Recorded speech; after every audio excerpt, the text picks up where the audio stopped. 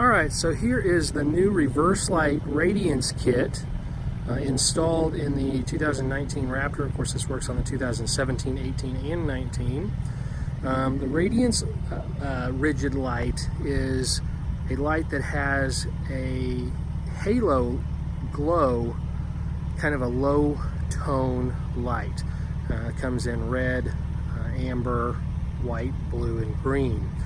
In this application, as you see with the Raptor, you have the red marker lights in the rear, the red tail lights, and so on.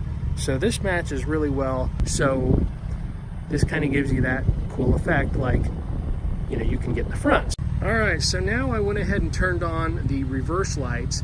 Again, these were the red Radiance lights. These are the standard Radiance lights with the single LED. Not quite as bright as the new Scene version. Again, with 4 LEDs, you can go with either one, still give you that same red glow here for the back.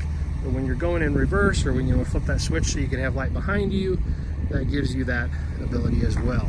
So you've got lights in the front, you've got lights in the back, you've covered all your bases.